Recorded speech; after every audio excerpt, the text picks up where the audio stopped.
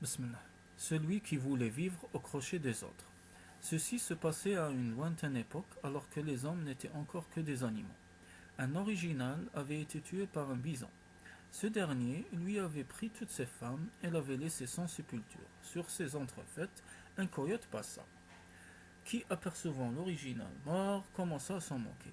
Te voici couché pour de bon, gros plein d'herbe, tu ne m'ennuieras plus maintenant.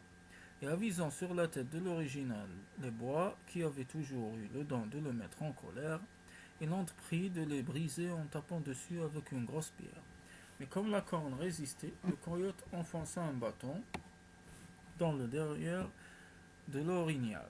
Celui-ci ne put en supporter davantage, il ressuscita et se dressa sur ses pattes épouvanté.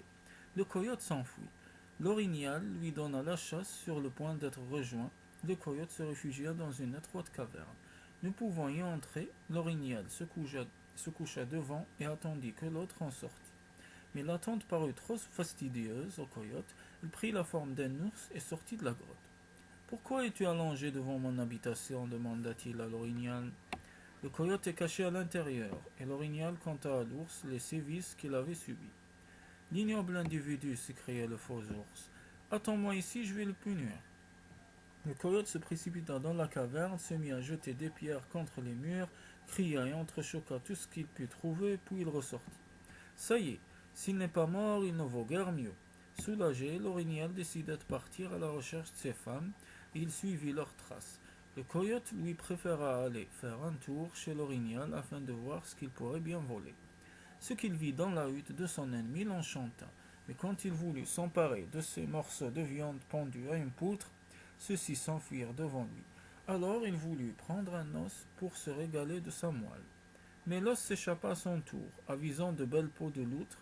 Il voulut s'en saisir, hélas les peaux prirent la fuite, il ne put en attraper aucune. C'est alors que l'orignal rentra chez lui et trouva le coyote. Cette fois tu ne m'échapperas pas. Le coyote se fit mielleux. Peut-être vaut-il mieux m'épargner. Que veux-tu insinuer?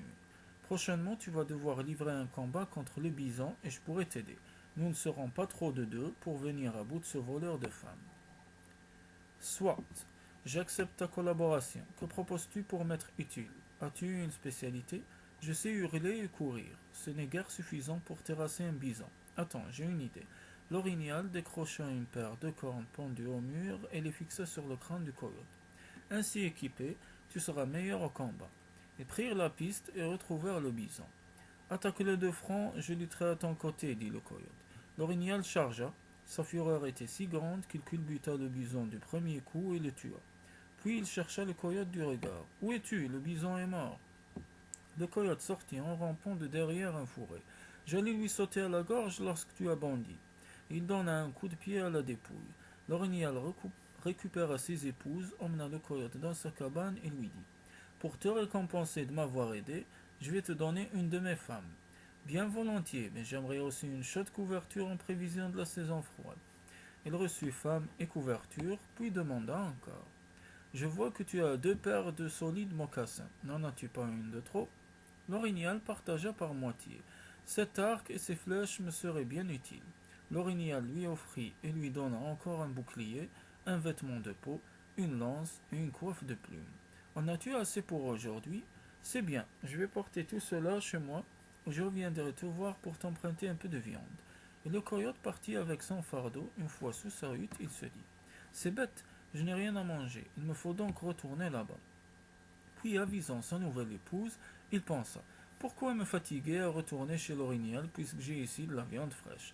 Sans plus de formalité, il préleva sur sa femme une belle tranche dans la cuisse et la mangea.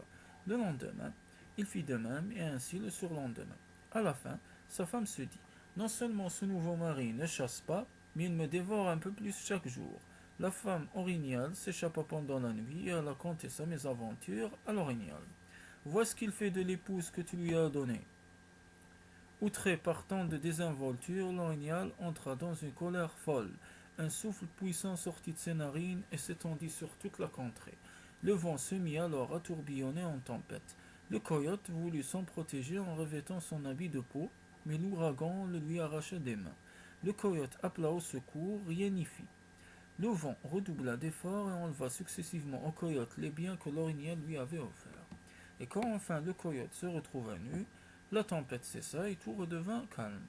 À la saison des grands vents, un oiseau passe au-dessus du village des mandants et conte cette histoire à qui veut l'écouter.